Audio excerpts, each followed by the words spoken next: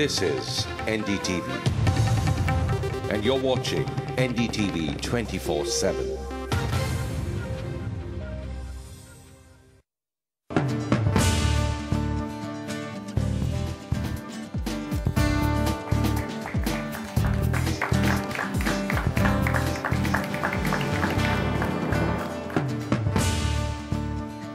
Good evening and welcome to Left, Right and Centre on a day when there's been plenty of drama as marathon talks between Baba Ramdev and the government break down. I'm Nidhi Razdan, and in the next 60 minutes we look at whether the government has completely tied itself up in knots over this issue and whether civil society has subverted parliamentary democracy using the means that it has in order to protest.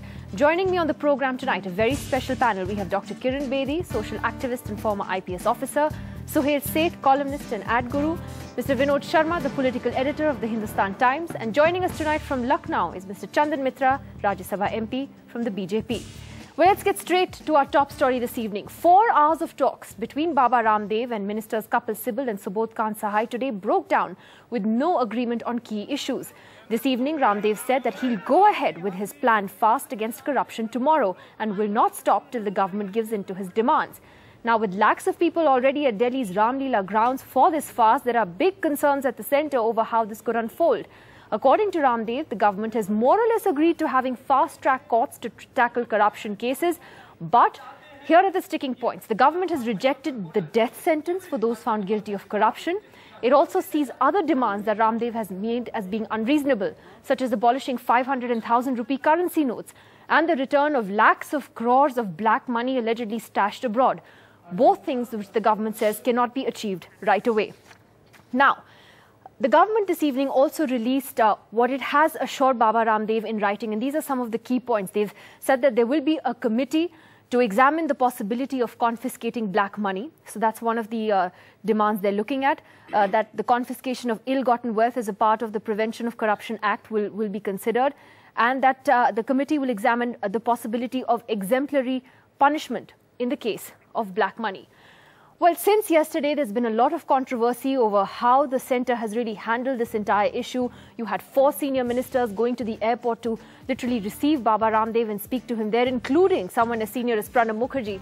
So my first question tonight, has the government really tied itself up in knots when it comes to the Ramdev issue? And we still don't know whether he's actually going to go ahead with that fast tomorrow. Will there be a breakthrough before that? I'd like to ask Kiran Bedi first. Seeing some of the written assurances, at least given by the government today, are you satisfied with that? Do you see some of these demands that have been made as being a little bit unreasonable?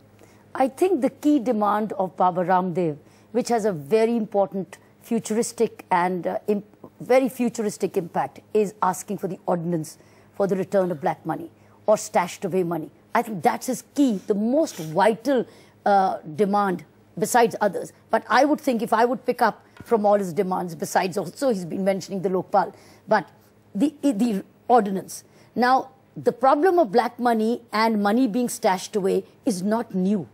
It's been on for many, many months. The matter is even before the Supreme Court. Probably the Supreme Court had hastened the process. Maybe this situation may not have come. But in its own wisdom, Supreme Court is taking its own time. But I believe this is the vital one. And on this, I believe he's not going to give it. And therefore the government's assurances, whatever they are, don't wash with you. Yeah, I also think that this is not an impossible situation. It's a possible situation if there's a political will. But it has very serious implications, according to me, again on the same, because there will be a vested interest which will be impacted by this ordinance by declaring foreign accounts as national wealth. And those of them who have the right account, declare it and take your money back. Rest is national wealth. I think it can transform the amount of money this country can have in the coming years. All right, but let me get to the more focused question of how the government has handled this. So he'll say it. 4 senior ministers go to receive him. Pranab Mukherjee himself. Now Mr. Mukherjee, I think, has stepped aside, perhaps seeing the kind of criticism that's been there. Should the government have done that? But what choices have you left the government with? There is intense media focus on this man. Before that, on Anna Hazare. There is intense so-called media discussion on how, these are the 2 saviors that we are left with in India who will, alleviate all of India's ills. And by no means am I casting any aspersions on either Ramdev or Anna Hazare. I'm not saying whether they're doing something right or wrong. But we've created a situation where if the government does, it's damned, where if it doesn't, it's damned yet again. You've created a willy-nilly a situation where, let's imagine if the ministers hadn't gone. You know what the headlines would have said? Government refuses to cooperate with civil society. Where does that leave the government? The headlines would have said, oh, government refuses to negotiate with Baba Ramdev. Government, Baba Ramdev face off. Boom, boom, boom. Nice, loads of music and all that. I mean, we are living in cuckoo land. This is not the way a democracy is going to be run. Tomorrow, Vinod Sharma will go fasting outside Sundarnagar because he wants water in that colony. Is this the kind of democracy we want to build? A, B, it is a sad day that the government, that we in civil society, through media or otherwise, forced our government, democratically elected, to actually be in a position where they had to bow down before one individual who frankly may represent Kiran, he may represent Vinod, he doesn't represent me. I don't care for Baba Ramdev's politics or his yoga. He's a damn good man, God bless him. But I'm not supposed to be, I'm not aligned with Ramdev. He doesn't represent civil society. These gentlemen and that lady may. However, others would argue it's not about the individual, it's about the issues he represents. Isn't that what you would say? It's Baba Ramdev. People are going to Ram Leela because they're seeing Ramdev. They're not going to Ram Leela because they're seeing Vinod Sharma or Suhail Seth. I mean, let's be honest. They are going because he has a following. The government is not scared. The government is concerned because he has a following. Anna's movement was different. It was bottom up. This is, I'm here, I'm a yoga guru, I have 300,000 followers, now come, now let's party. My recommendation is start a political party. Well, don't go to Ram Leela because Ram Leela is known for epic dramas. It is not known for political reality. Okay.